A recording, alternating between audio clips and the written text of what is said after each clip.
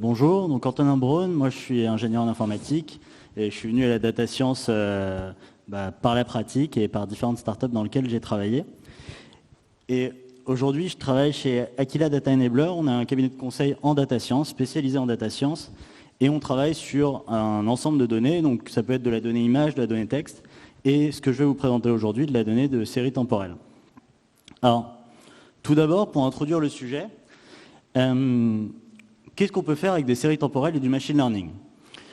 Aujourd'hui, c'est un cas d'application qui s'applique dans tous les domaines. Ça va de la prévision de vente d'un supermarché à la prévision de consommation que peuvent faire RTE ou EDF, jusqu'à la prédiction d'attrition. Donc, lorsque quelqu'un risque de résilier, est-ce qu'il faut lui renvoyer un mail pour éviter qu'il résilie son contrat? Ça, c'est des choses qu'on peut faire en analysant des séries temporelles. Ou tout ce qui est maintenance prédictive dans l'industrie. C'est pareil, ça s'appuie sur les mêmes données. Alors, aujourd'hui, un projet de machine learning sur des séries temporelles, comment ça fonctionne? On a un ensemble de données qu'on va confier à un ou une data scientist, et ce data scientist va appliquer 3 étapes à son projet. Une étape de préparation de données, où il va nettoyer la donnée, créer des features et les sélectionner, construire un modèle, et le déployer et le mettre en production.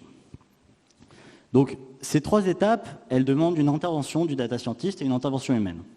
Ce qu'on va essayer de faire, nous, c'est sur ces différentes étapes de les automatiser, c'est-à-dire de générer un processus automatique qui va prendre les données en entrée et générer un modèle en sortie, tout seul, avec de l'automatisation.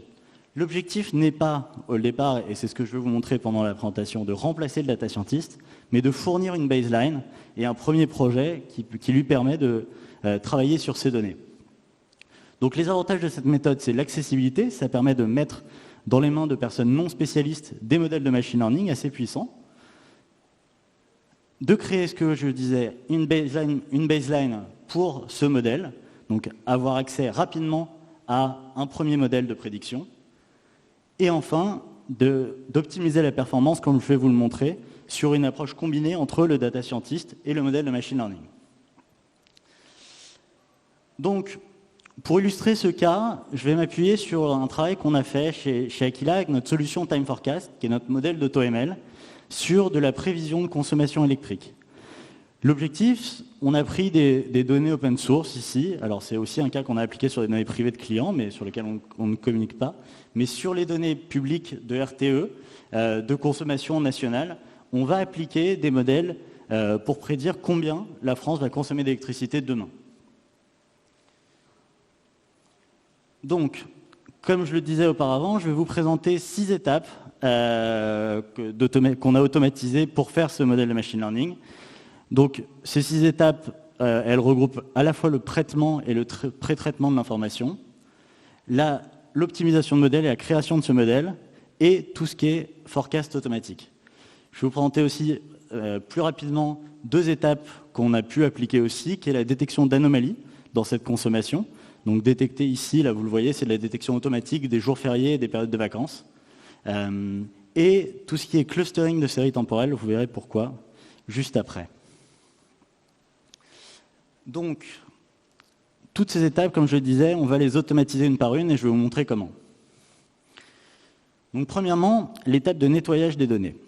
Donc, prenez des données de consommation électrique journalière, donc ici vous voyez certaines données, et une donnée exogène qui est la température nationale en France ce jour-là. Comme vous le constatez, et comme la plupart des data scientists ici ont eu à faire face à ce problème, on a des données manquantes. Donc comment on peut traiter ces données manquantes automatiquement? Tout d'abord, on va traiter les dates manquantes, on va ensuite traiter les valeurs aberrantes, une température de 500 degrés paraît assez improbable, et on va traiter ensuite les valeurs manquantes dans le dataset. Premièrement, pour les dates manquantes, on va s'appuyer sur le fait qu'on a une série temporelle régulière ici. Donc on va analyser le pas de temps le plus probable de la série temporelle et compléter si jamais il nous manque une date. Ensuite, pour les valeurs aberrantes, on va se servir de modèles statistiques. Donc ici, un modèle de Markov caché pour prédire si la probabilité que chacune des valeurs soit une valeur réelle en connaissant les valeurs précédentes. Donc ça a un avantage fort, c'est que ça nous permet d'avoir une notion de risque sur cette sélection de données. En s'appuyant sur des modèles de Markov, on arrive à avoir cette probabilité sur laquelle on peut mettre un seuil en dessous duquel on va supprimer une donnée et l'effacer du dataset. Ensuite, pour les valeurs manquantes, plusieurs méthodes s'offrent à nous. On peut remplacer par la moyenne, la médiane, des valeurs de nearest neighbor, comme en parlait l'interlocuteur précédent, ou, et là c'est nous, on va réutiliser le modèle de Markov caché, la valeur la plus probable en fonction de la dynamique de la série temporelle. Donc ça nous permet, cette méthode, à la fin de ces opérations, d'avoir un dataset complet où on a complété les différentes données qui nous manquaient. Ensuite, on en vient à l'augmentation de données. Donc, tout bon data scientist sait qu'on ne va pas faire un modèle uniquement sur les données brutes, on va essayer de rajouter des données à la série temporelle. Donc, tout d'abord, des données exogènes. Ici, on sait que la température influence fortement la consommation électrique. On va insérer des données qui représentent, donc apporter de l'information sur les données. Par exemple, ici, le jour de la semaine, qui est très impactant sur la consommation. On ne consomme pas du tout de la même manière un week-end que pendant la semaine.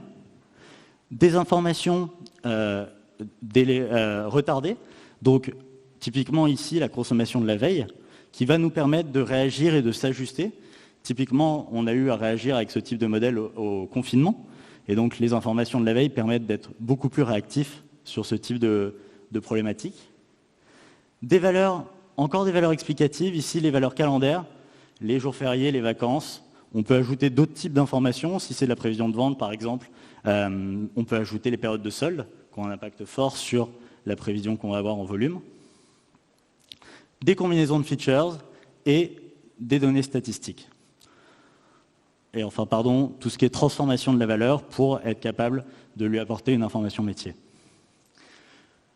Toutes ces variables, on doit être capable d'automatiser cette génération, notamment par exemple pour toutes les valeurs temporelles, être capable d'ajouter celles qui ont un sens pour la série temporelle. Donc de la même manière, ici on s'appuie sur le pas de temps. Si on a des valeurs journalières, on va donner le jour de la semaine. Si on a des features horaires, on va ajouter la période par exemple, l'heure d'après-midi, de soirée, qui peut être importante. Alors, sur les variables retardées, on a tous idée que c'est une bonne idée d'en mettre, mais combien on en met et lesquelles on met. Deux approches peuvent être naturelles. La première, c'est de prendre toutes les valeurs en rouge, c'est-à-dire, par exemple, les 10 valeurs précédentes. Ça, c'est pas forcément le plus pertinent, parce que, par exemple, dans ce phénomène de la consommation électrique, on va être fortement impacté par la consommation du jour précédent, mais ensuite, le J-2, J-3 a beaucoup moins d'importance que J-7, parce que, encore une fois, comme je vous le disais, on consomme de la même manière le mercredi que le mercredi de la semaine dernière. Et donc, là, nous, on va utiliser une fonction d'autocorrélation pour prendre les valeurs que vous voyez entourées en bleu, qui sont les maximums de cette autocorrélation, pour sélectionner les variables qui ont un sens pour cette série et pour la prédiction.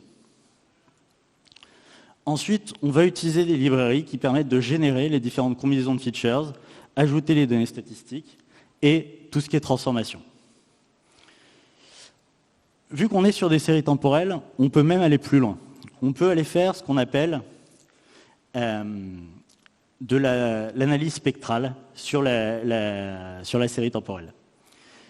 Donc, ce qu'on va faire avec cette analyse spectrale, c'est augmenter la donnée à partir de la donnée elle-même. C'est-à-dire qu'à partir d'une même donnée, on va en générer 5, donc notamment la tendance et différentes fréquences de réponse du signal.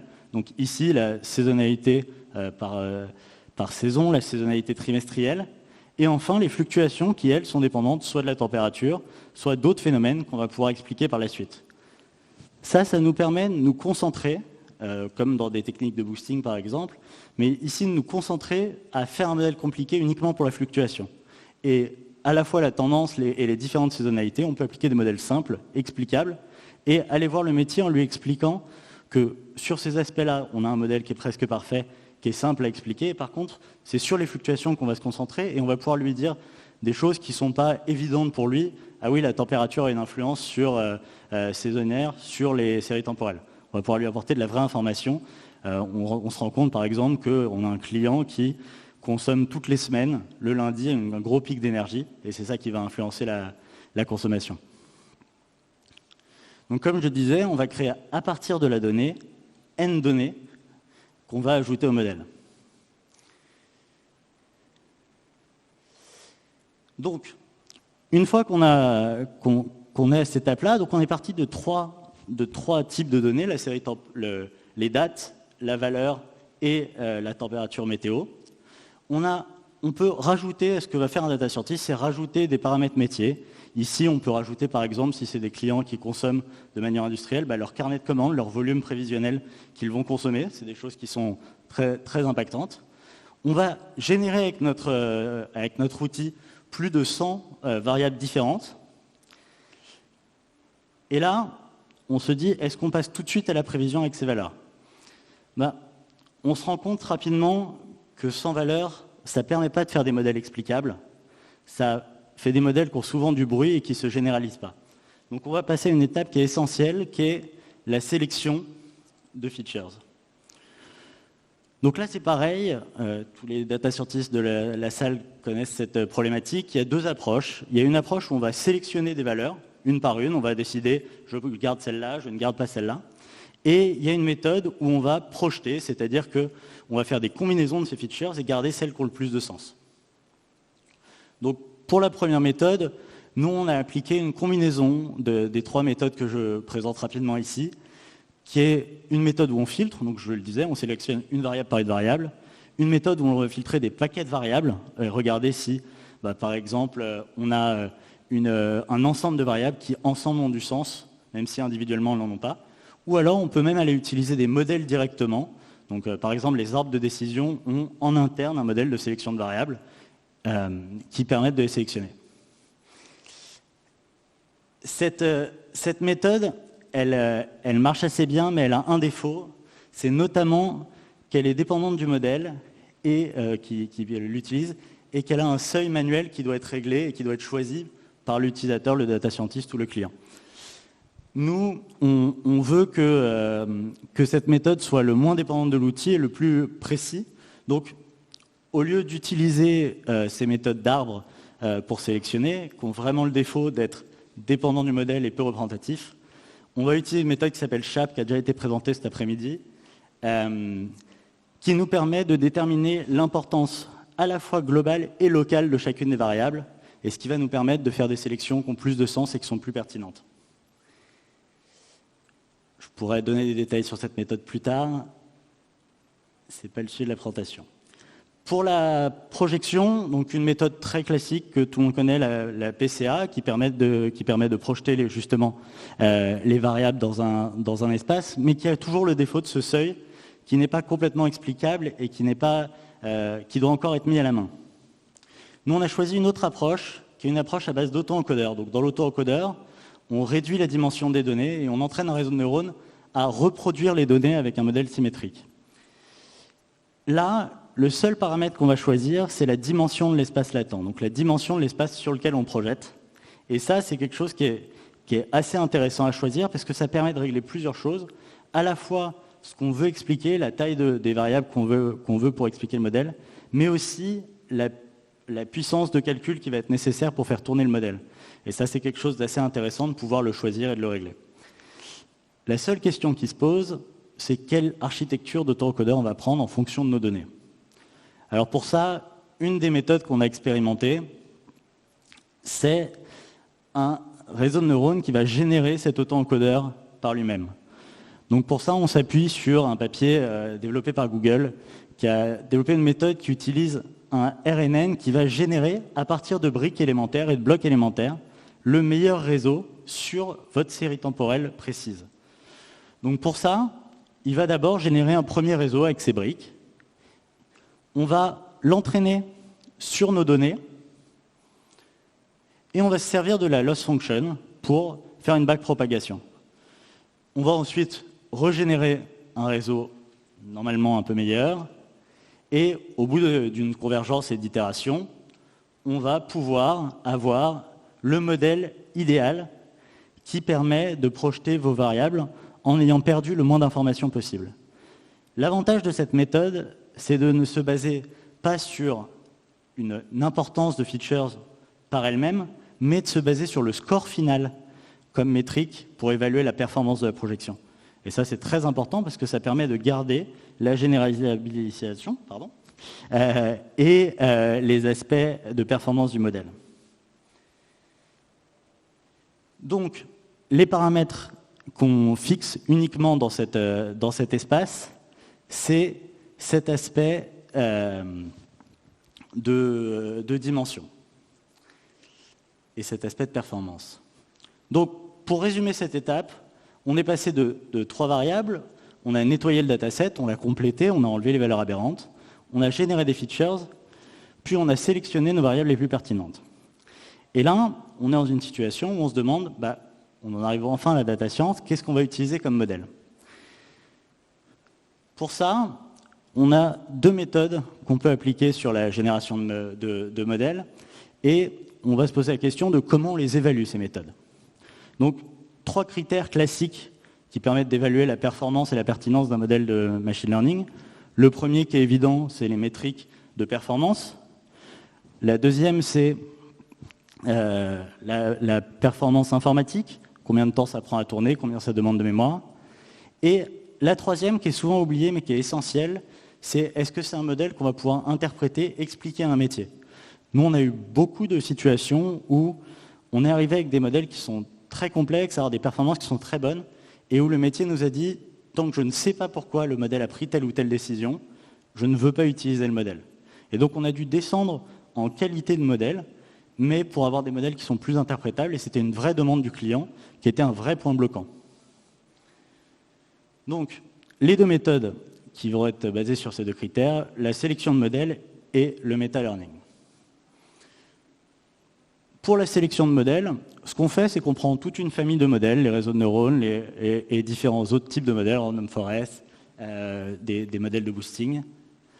On prend l'ensemble, pour tous ces modèles, des hyperparamètres et on va chercher à optimiser, à trouver le meilleur modèle.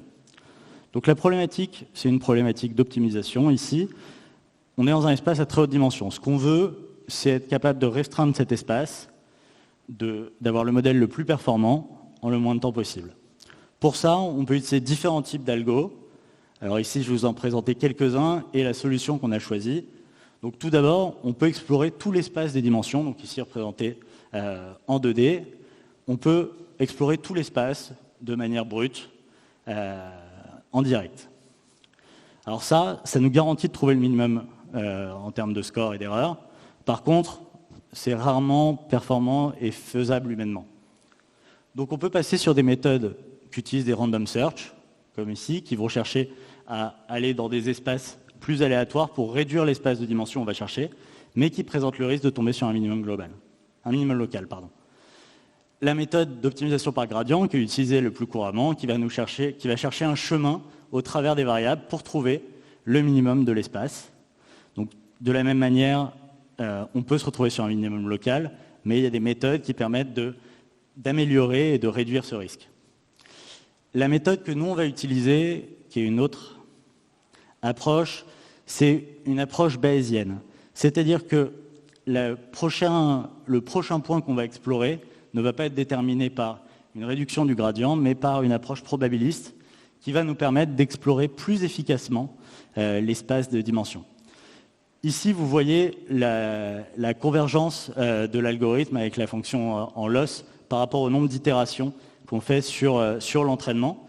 Et on voit bien qu'entre un random search et un modèle bayésien, le modèle bayésien va converger dans un espace restreint beaucoup plus souvent lors de ces itérations que le modèle random. Ici, on voit la même chose, c'est-à-dire que la courbe de la distribution, alors là, on est sur le nombre d'estimateurs d'un modèle de random forest et sur différents algorithmes d'optimisation. On s'est rendu compte que le nombre de paramètres et d'estimateurs qu'il faut dans ce modèle optimal, c'est à peu près 600. Et ce qu'on voit, c'est que le modèle bayésien va concentrer sa recherche dans cet espace-là, là où une approche brute va chercher, selon une loi normale, tout autour de ces paramètres, et une approche random va uniquement que très peu se concentrer sur cette zone-là. Donc on voit que ce modèle permet de se concentrer vraiment sur les zones qui ont du sens et améliorer la convergence.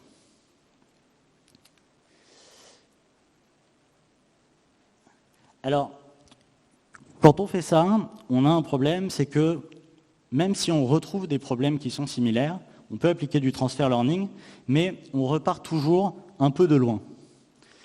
Donc, par exemple, ici, où on a appris sur une dizaine de séries temporelles différentes des modèles, est-ce qu'on peut améliorer cette recherche et l'optimiser?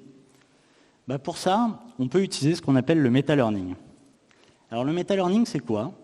C'est le fait d'apprendre au modèle à apprendre. Typiquement, si je prends une analogie humaine, lorsqu'on apprend à jouer d'un instrument de musique, la première fois, c'est difficile, ça prend du temps, c'est long. On apprend des choses qui nous seront utiles pour apprendre d'un deuxième instrument. Donc des connaissances qu'on peut réapprendre, donc, typiquement le solfège, c'est quelque chose qui se transpose aux différents instruments. Mais on va aussi apprendre quelque chose qui est essentiel, c'est comment apprendre à jouer d'un instrument. Et ça passe par, est-ce que je dois m'entraîner très régulièrement des petites sessions? Est-ce que je dois faire des très grandes sessions et faire des pauses d'une semaine entre ces sessions? Ça, c'est des choses qu'on va apprendre au fur et à mesure en apprenant à jouer d'un instrument. Le deuxième instrument va être un peu plus facile, le troisième aussi, et on va de plus en plus rapidement pouvoir apprendre à jouer de ces instruments. C'est ça le meta-learning, c'est apprendre le processus d'apprentissage. Ici, je vais vous donner un exemple justement sur ces séries temporelles. Donc là, ce que vous voyez, c'est les consommations individuelles de chaque client du dataset. Ce qu'on va faire, c'est qu'on va commencer par appliquer une catégorisation à ces séries temporelles automatique qui va être basée sur un algorithme qui s'appelle BOSS. Et pour chacune de ces séries, on va trouver le meilleur modèle qui leur correspond. Une fois qu'on a fait ça, on va classifier et entraîner à reconnaître quelle est la distribution des hyperparamètres de chacune de ces séries temporelles ou de ces classes de séries temporelles, et on va lui affecter un modèle. Exemple concret et pratique. Ici, vous avez en cumulé toutes les courbes de chacun des consommateurs du dataset. On va commencer par faire leur analyse BOSS. Donc ici, vous voyez la projection de chacune de ces séries temporelles sur un espace de similarité à 4 lettres. Ensuite, on va faire un clustering hiérarchique de ces séries temporelles dans l'espace de similarité, qui se représente de cette manière-là. Et on va utiliser des méthodes pour justement trouver les catégories optimales par rapport aux hyperparamètres de nos modèles. Pour chacune de ces catégories, on va trouver l'ensemble des méthodes qui s'appliquent le mieux à ce type de série temporelle. Typiquement, la première catégorie ici, ce sont des clients qui consomment pour le chauffage leur électricité en grande partie. Donc il y a une vraie saisonnalité automne-hiver et on voit que ça se reproduit tous les ans. La deuxième catégorie, c'est des gens qui ont une consommation qui est beaucoup plus erratique, qui n'est pas vraiment dépendante des saisons et qu'on va pouvoir classifier d'une manière différente. Et les deux autres catégories, ici, on est sur une catégorie de gens qui ont des installations publiques et ici, c'est des installations dans justement des zones avec une forte chaleur et donc c'est des zones de clim. C'est l'inverse un peu des catégories premières. Et donc, pour chacune de ces catégories, on va avoir un type de modèle et un type d'hyperparamètres qui permet de restreindre énormément l'espace de recherche qu'on a au départ. Et ça va nous permettre ensuite, lorsqu'on a une nouvelle série temporelle, un nouveau client qui arrive, on a juste à trouver sa catégorie et entraîner sur ce petit nombre d'hyperparamètres de modèles. Et ça permet de réduire le temps très fortement, le temps de calcul dont on a besoin.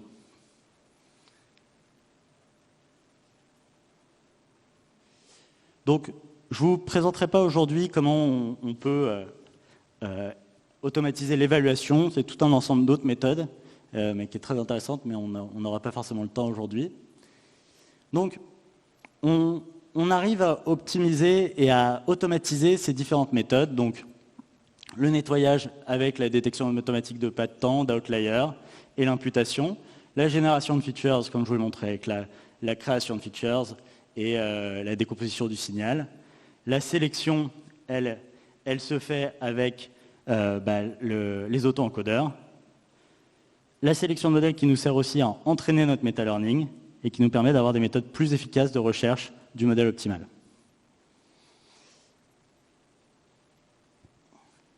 Alors, je vous ai parlé de cet exemple RTE en vous montrant les différentes courbes.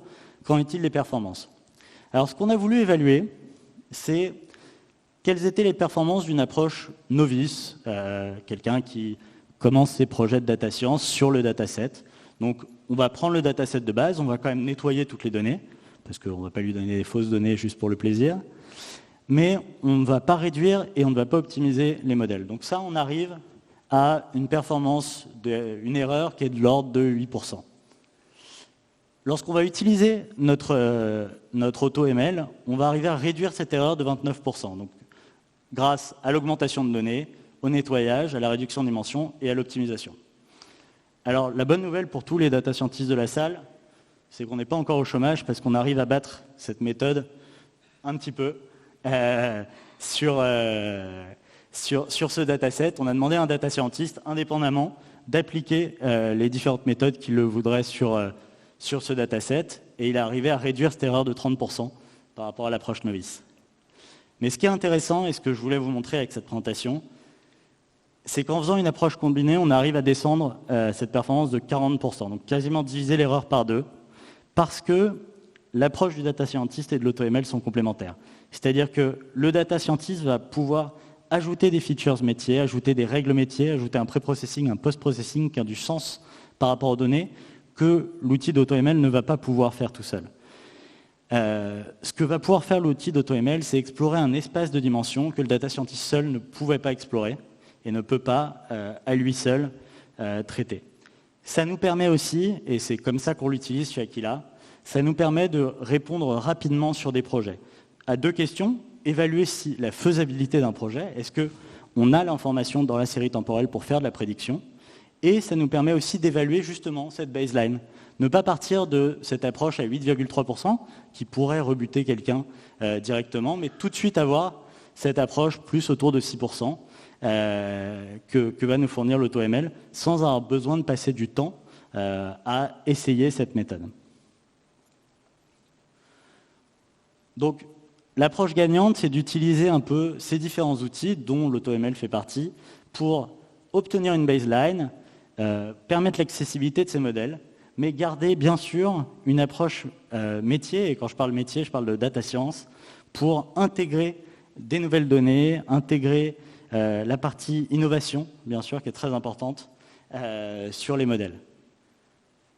Et en dernier slide, je vous présente l'équipe qui a travaillé là-dessus chez Aquila, et qui est très impliquée sur ce projet parce qu'on a vraiment beaucoup de choses à faire dessus, notamment nous dans la suite, on travaille sur une amélioration de la détection d'anomalies pour pouvoir faire de la maintenance prédictive en AutoML. C'est notamment un de nos objectifs pour la fin de l'année. Voilà, merci beaucoup de m'avoir écouté.